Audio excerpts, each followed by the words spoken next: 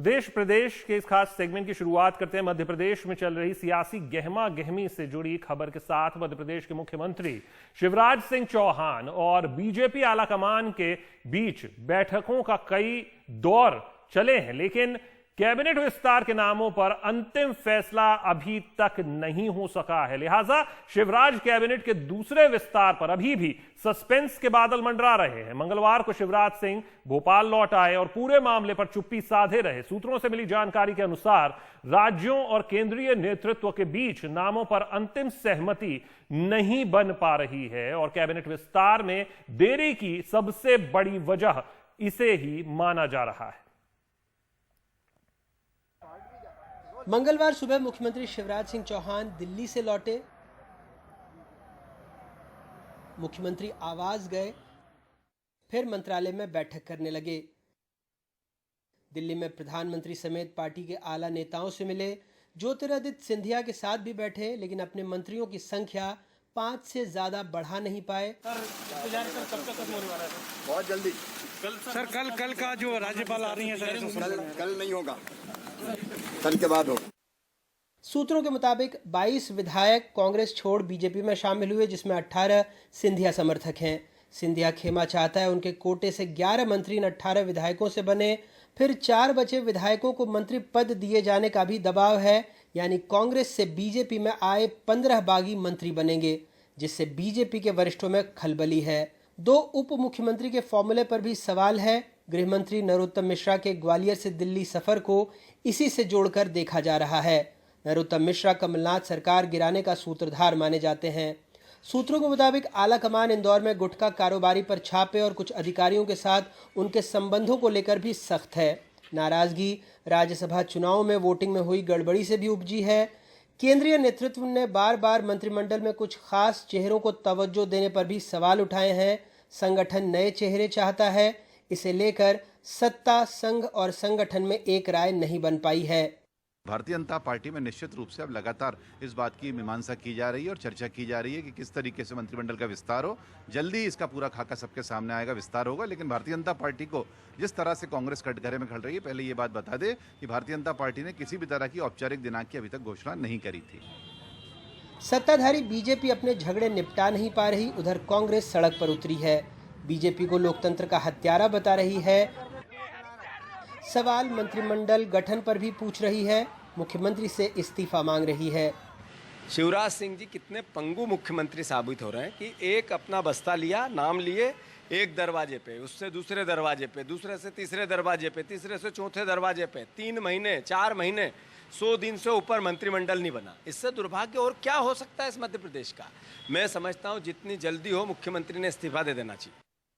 24 उपचुनावों से पहले बीजेपी को दिक्कत अपने बागियों से भी है। कई पूर्व मंत्री पार्टी छोड़ने की धमकी दे रहे हैं, तो भंवर सिंह शेखावत जैसे नेता कैलाश विजयवर्गीय पर पार्टी को तोड़ने का आरोप लगा रहे हैं। लगभग 100 दिनों पहले मध्य प्रदेश में कमलनाथ गए, कमल की सरकार आई। अब विपक्ष को लगता है कि जिन लोगों को मंत्री नहीं बनाया जाएगा, उनसे उपजा असंतोष और उपचुनाव के बाद के नतीजे राज्य में सियासी समीकरण एक बार फिर से बदल सकते हैं। भोपाल से कैमरा पर्सन रिजवान खान के साथ अनुराग द्वारी, एनडीटीवी इंडिया। और अनुराग द्वारी हमारे साथ जुड़ भी रहे हैं। अनुराग, ये काफी खिचड़ी पक रही है, उसको समझाने की जिम्मेदारी तो मैं आप ही को देता हूं। मेरा बड़ा छोटा सा सवाल ये है कि आखिरकार बीजेपी अपनी अंदरूनी पॉलिटिक्स या अंदरूनी जो खींचतान है उसका शिकार है, या फिर जो बाहर से आए और कमलनाथ सरकार को गिराने के लिए जिम्मेदार रहे, उनको लेकर अभी भी सहमति नहीं बन पा रही? वजह क्या है? देखिए शशांक, हमारे एक वरिष्ठ साथी ने अभी लिखा कहीं पर कि तू इधर उधर की बात न कर, ये बता काफिला लौटा क्यों, लुटा नहीं लौटा क्यों। तो जो दिल्ली दौड़ लगाई मुख्यमंत्री शिवराज सिंह चौहान ने, उसके बाद लग रहा था कि मामला सुलझेगा। लगभग 3 महीने से ऊपर का वक्त हो गया है। बीजेपी कह रही है कि उन्होंने कोई तारीख नहीं बताई, वो अपने हिसाब से तय करेंगे। लेकिन एक संवैधानिक दायित्व अगर वो ना भी माने तो भी एक परंपरा तो है कि आपके पास एक मंत्रिमंडल होगा। 5 मंत्रियों से आप सरकार चला रहे हैं, वो भी कोरोना के वक्त में, जो काफी सारे अहम विभागों में समन्वय की जिम्मेदारी होती है। लेकिन जाहिर सी बात है, चूंकि सरकार इतने कमजोर विकेट पर है कि बहुत ज्यादा वो, अगर आप समझें कि आगे आकर और आक्रामक होकर खेलेगी, तो ये सरकार के बस की बात नहीं है।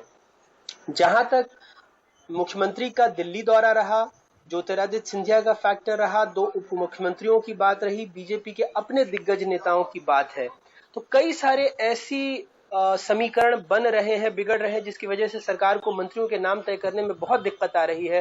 जिसमें सबसे पहले है कि आप सिंधिया खेमे से जो लोग लेकर आए, सिंधिया जी के खेमे का ये कहना है कि भाई 18 लोग आप मेरे खेमे के हैं, 4 आप अपने अपने हिसाब से रखें, हमें उनसे मतलब नहीं है, लेकिन इन 18 में से 11 पद मंत्रियों के आप हमें दीजिए।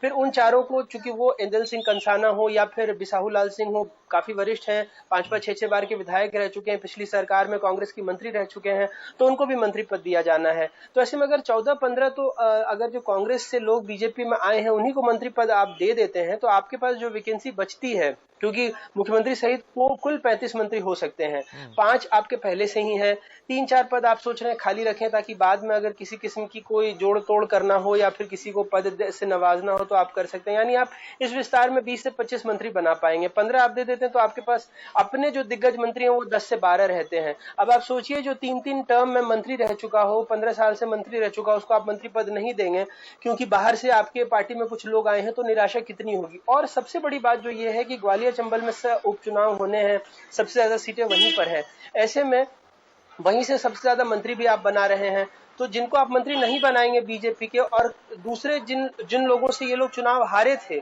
बीजेपी के लोग, कहीं तो ऐसा भी हुआ है कि 1200-1500 वोटों से चुनाव हारे हैं, क्या वो पूरी ताकत लगाकर काम करेंगे संगठन के लिए? तो मैं पहले भी कहता रहा हूं कि बीजेपी में जितना कांग्रेस में गुटबाजी मध्य प्रदेश में दिखती है सामने से, उससे कहीं ज्यादा बीजेपी में है, लेकिन वो दिखती नहीं है। लेकिन इस मंत्रिमंडल गठन में अगर मंत्री आप बन भी जाएंगे तो यहाँ से नई समस्याओं की शुरुआत होगी, खत्म नहीं होगी। अनुराग, संक्षेप में जवाब दीजिएगा, जब ये पूरा समीकरण चल रहा था और मैं ये शिवराज सरकार बनने से पहले की बात कर रहा हूं, तब एक नाम भी घूम रहा था, नरोत्तम मिश्रा का भी नाम घूम रहा था, और एक बात ये भी हो रही थी कि क्या कौन मुख्यमंत्री बनेगा, उसके नाम पर सवाल था। क्या अभी भी ये एक वजह हो सकती है जो गुट है? देखिए, इसमें साफ तौर पर चूंकि नरोत्तम मिश्रा को ऑपरेशन रंगपंचमी का सूत्रधार माना जाता है और बहुत स्वाभाविक दावेदार वो बन गए थे, पार्टी के कुछ लोगों ने भी कहा, लेकिन कहीं ना कहीं फिर शिवराज के अनुभव पर को तरजीह संगठन ने दी, तो उस वक्त 2 फॉर्मूले निकले थे कि हम 2 उप मुख्यमंत्री बनाएंगे। तो इसको लेकर भी नरोत्तम मिश्रा जो दिल्ली गए, क्योंकि अगर वो उप मुख्यमंत्री बनते हैं तो सिंधिया खेमा तुलसी सिलावट को भी आगे कर रहा है। शिवराज को अकेले राज करने की आदत रही है, और 2 उप मुख्यमंत्री बनते हैं तो कहीं ना कहीं सत्ता 3 भागों में बढ़ती दिखेगी मध्य प्रदेश की, जो शिवराज नहीं चाहते हैं। तो ये भी रसाकशी आपस में चल रही है पार्टी के अंदर की सियासत। काफी कुछ चल रहा है और उस सब कुछ को एक सूत्र में पिरोना और उसको बरकरार रखना एक स्टेबल सरकार के तौर पर, उसके लिए कोशिशें जारी हैं, लेकिन फिलहाल थोड़ी मुश्किलें जरूर, ये कहना गलत नहीं होगा कि पेश आ रही हैं शिवराज सरकार को। शुक्रिया अनुराग इस पूरी जानकारी के लिए। आगे बढ़ते हैं। देश कोरोना के साथ साथ टिड्डियों से भी जंग लड़ रहा है। 28 साल बाद टिड्डियों ने इतना खतरनाक हमला किया है, राजस्थान से लेकर मध्य प्रदेश, हरियाणा, दिल्ली, उत्तर प्रदेश, और कोई इसके प्रकोप से नहीं बच पाया है। पाकिस्तान से आया ये टिड्डियों का दल फसलों और पेड़ पौधों को नुकसान पहुंचा रहा है। देश में पहली बार टिड्डियों से निपटने के लिए ड्रोन और हेलीकॉप्टर का इस्तेमाल किया जा रहा है। ग्रेटर नोएडा के हेलीपैड से टिड्डियों को मारने की मशीन से लैस हेलीकॉप्टर ने बाड़मेर के लिए उड़ान भरी। एक हेलीकॉप्टर को हरी झंडी दिखाने 2 मंत्रियों समेत दर्जन भर अमला ग्रेटर नोएडा के हेलीपैड तक पहुंचा। इस बार केंद्र सरकार को टिड्डियों के बड़े हमले का अंदेशा था, लेकिन लॉकडाउन के चलते बाहर से मशीनें नहीं आ पाईं, इसलिए हेलीकॉप्टर के इस्तेमाल में कुछ देरी हुई। इस बार टिड्डी का प्रकोप हुआ तो हिंदुस्तान की सरकार ने सबसे पहले ड्रोन का उपयोग किया। रात्रि को भी ड्रोन का उपयोग कर सकें, इसकी भी सिविल एविएशन मिनिस्ट्री ने हम लोगों को अनुमति दी और उनका उपयोग आज टिड्डी को मारने के लिए किया जा रहा है। हेलीकॉप्टर का आज उपयोग शुरू हो रहा है। उधर पहली बार टिड्डियों का हमला राजस्थान और गुजरात से बढ़ता हुआ उत्तर प्रदेश और बिहार तक जा पहुंचा है। इसी के चलते आगरा में टिड्डियों को मारने के लिए ड्रोन का भी इस्तेमाल किया जा रहा है। ग्लोबल वार्मिंग के चलते बीते 2 साल से टिड्डियों का जो आतंक है वो बढ़ता जा रहा है और इस बार हमने देखा कि लगातार जो टिड्डियां हैं वो राजस्थान और गुजरात के रास्ते भारत के अंदर घुसी और उसके बाद में कई राज्य इससे प्रभावित हो गए। पहली बार इस टिड्डियों के आतंक को देखते हुए हेलीकॉप्टर और ड्रोन का इस्तेमाल किया जा रहा है। कृषि अधिकारियों ने दावा किया कि ड्रोन की मदद से आगरा में 70 से 80% तक टिड्डियों को मार गिराया गया है। सड़क पर भी मरी टिड्डियां हजारों की तादाद में दिखीं, जिससे आगरा के बाशिंदे भी हैरान रह गए। 4 ड्रोन लगातार स्प्रे कर रहे हैं। जो भी अभी टिड्डी दल ऊंचाइयों पर बैठे हैं उस पर ड्रोन द्वारा उनको मारा जा रहा है और हमने लगभग जो दल आया था इसका 70% यहाँ पे खत्म कर दिया गया है। हमने देखा रात के सुबह तो टिड्डियों का इतना जमावड़ा था कि बहुत ज्यादा, मतलब अनगिनत संख्या में जो है टिड्डियां यहाँ पे थी और यहाँ पे टहलना भी मुश्किल था। अब ये नहीं मालूम, इनका पता छोड़ नहीं है कि ये टिड्डियां कहाँ से आई, कैसे आई, लेकिन बहुत संख्या में थी। जानकार कहते हैं कि इस साल गर्मी कम पड़ने और लगातार मौसम में नमी बने रहने के चलते टिड्डियां हजारों किलोमीटर का सफर तय करते हुए नई नई जगहों पर पहुंच रही हैं। ग्रेटर नोएडा से सुशील राठी के साथ रवीश रंजन शुक्ला, एनडीटीवी इंडिया। मुख्यमंत्री योगी आदित्यनाथ हर घर जल योजना की आधारशिला रखने मंगलवार को झांसी पहुंचे और जल जीवन मिशन के अंतर्गत ग्रामीण पाइप पेयजल योजनाओं की शुरुआत की। बताया जा रहा है कि ग्रामीण पाइप पेयजल योजना से 197 गांवों के 3.5 लाख ग्रामीणों की प्यास बुझेगी।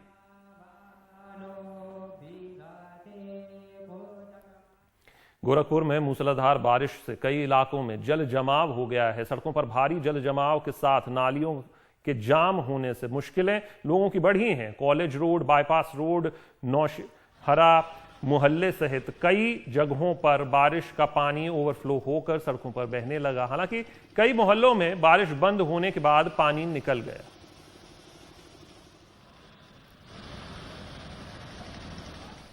अलीगढ़ के सेंटर पॉइंट मार्केट को बंद कर दिया गया है। दरअसल एक कारोबारी के पॉजिटिव आने के बाद प्रशासन ने 48 घंटों के लिए बाजार बंद करने का आदेश दिया है। पिछले 24 घंटों में उत्तर प्रदेश में लखनऊ के बाद सबसे ज्यादा 24 मामले अलीगढ़ में ही सामने आए हैं।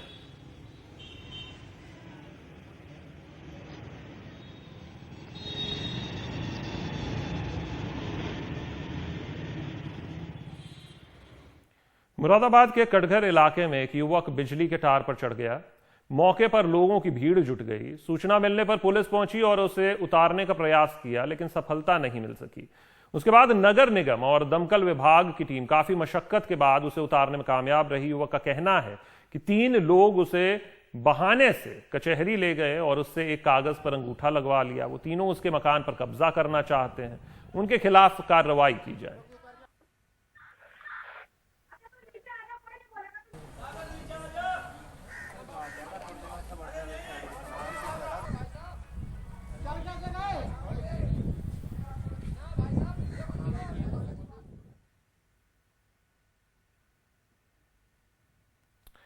और सरकार के 59 चाइनीज एप्लीकेशंस पर प्रतिबंध के फैसले से कई लोग परेशान हैं। खासकर टिकटॉक खासा लोकप्रिय रहा है, लेकिन प्रयागराज के टिकटॉक स्टार ने सरकार के फैसले का स्वागत किया है। उनका कहना है कि सरकार ने देश हित में फैसला लिया है। उनका मानना है कि जल्द ही भारतीय कंपनी इस तरह के कोई ऐप लेकर बाजार में सामने आएगी।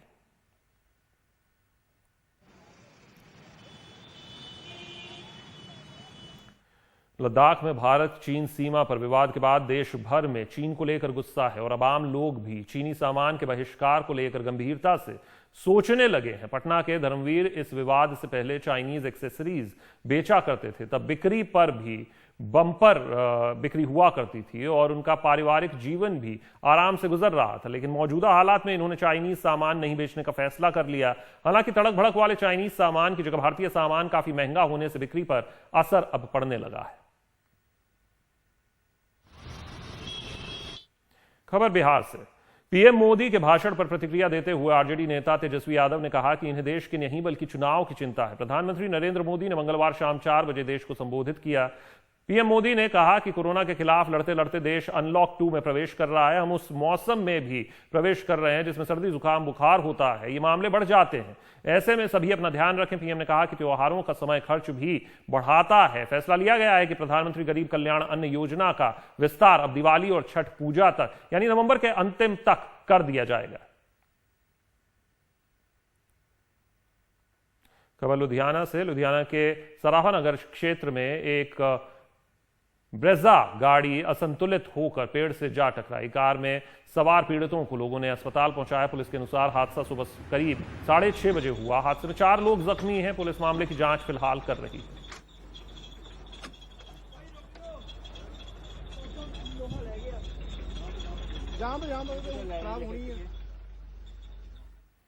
ओडिशा से आ रही खबर का रुख करते हैं। भगवान जगन्नाथ मौसीबाड़ी में 9 दिनों तक विश्राम करने के बाद आज मुख्य मंदिर लौटेंगे। उनके साथ बहन सुभद्रा और भाई बलराम भी रहेंगे।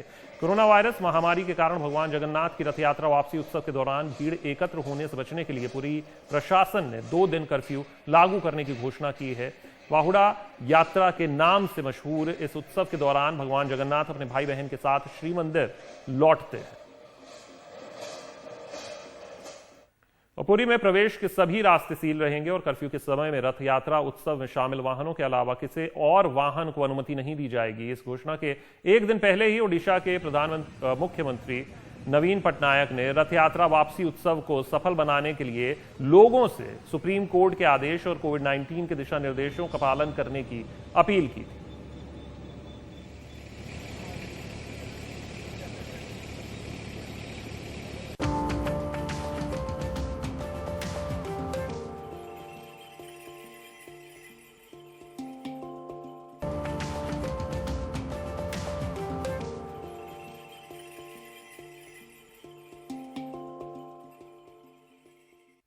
और अब खबर पतंजलि की दवा से जुड़ी हुई। कोरोना की दवा को लेकर अब पतंजलि के सीईओ ने कोरोनिल दवा को लेकर यू टर्न लेते हुए एक सफाई पेश की है। उन्होंने कहा कि ये कभी भी दावा नहीं किया गया था कि कोरोनिल कोरोना को रोक सकता है या उसका इलाज कर सकता है।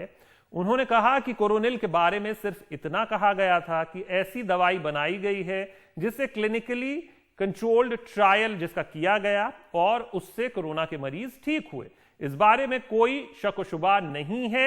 वैसे इस दवा को लेकर किए गए प्रेस कॉन्फ्रेंस के बाद काफी विवाद हुए और आयुष मंत्रालय ने इस पर सफाई मांगी थी, जिसके बाद अब ये बयान आया है। और आज से चारधाम की यात्रा शुरू हो रही है। उत्तराखंड के चमोली जिला प्रशासन ने बद्रीनाथ में चारधाम यात्रा की सभी तैयारियां पूरी कर ली हैं और इस बार की यात्रा को लेकर कुछ विवाद भी रहा है। कोरोना के खतरे की वजह से जिन रास्तों से यात्रा गुजरनी है वहां के लोगों ने कुछ विरोध जताया। उसके बाद प्रदेश कांग्रेस ने भी राज्य सरकार पर यात्रा को लेकर जल्दबाजी करने का आरोप लगाया है।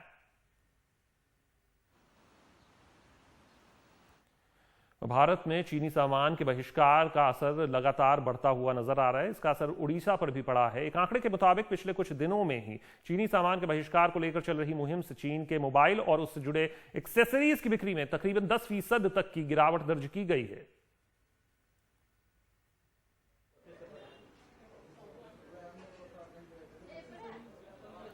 जम्मू कश्मीर के पुलिस महानिदेशक दिलबाग सिंह ने मंगलवार को राजौरी में पहली महिला पुलिस थाने का उद्घाटन किया। इससे पहले वो डोडा जिले में भी महिला पुलिस थाने का उद्घाटन कर चुके हैं। उनका मानना यह है कि महिला थाने के होने से महिलाएं अधिकारियों से सहजता से बात कर पाएंगी और उनके प्रति हो रहे गंभीर अपराधों में यकीनन इससे कमी आएगी। लगातार तेज बारिश का असर दार्जिलिंग और पश्चिम बंगाल के कई इलाकों में देखा जा रहा है। दार्जिलिंग में भूस्खलन, नेशनल हाईवे 555 और दार्जिलिंग हिमालयन रेलवे ट्रैक को नुकसान इससे पहुंचा है। कुर्सियांग सब डिवीजन के पगलाझोरा इलाके में भारी बारिश और लैंडस्लाइड से लोगों के जीवन पर भी गहरा असर पड़ा है। सदर्न रेलवे के अधिकारियों ने मंगलवार को रेलवे इंजन में लगाए गए नए सेंसर्स की जांच पंबन रेलवे पुल पर की। इसके लिए पुल पर एक हल्के इंजन को दौड़ाया गया। रामेश्वरम के इस रेलवे पुल पर इस इंजन के एक्सेलेरोमीटर की भी जांच की गई। सांसद के घर पर हाथी का हमला हुआ है। छत्तीसगढ़ आए दिन हाथी जंगल से निकलकर गांवों में घुस जाते हैं और फसलों सहित पेड़ पौधों को बर्बाद कर देते हैं। इस बार एक हाथी ने भाजपा सांसद गोमती साई के घर पर ही धावा बोल दिया और जमकर तबाही मचाई। हाथी ने सांसद के घर के आसपास के सारे पेड़ पौधों को बर्बाद कर दिया, साथ ही एक सौर पैनल को भी क्षतिग्रस्त कर दिया। भारत में तीरंदाजी के 2 अंतर्राष्ट्रीय खिलाड़ी दीपिका कुमारी और तनु दास शादी के बंधन में बंध गए हैं। दीपिका पूर्व वर्ल्ड नंबर 1 और ओलंपियन हैं। दोनों ने 2013 में कोलंबिया में हुए वर्ल्ड कप में मिक्स डबल्स का कांस्य पदक जीता था। खास शादी के मौके पर रांची के मोहराबादी स्थित बैंक्वेट हॉल को बड़ी खूबसूरती के साथ सजाया गया था। कोरोना से जुड़ी पाबंदियों और एहतियात की वजह से शादी में ज्यादा लोग नहीं बुलाए गए।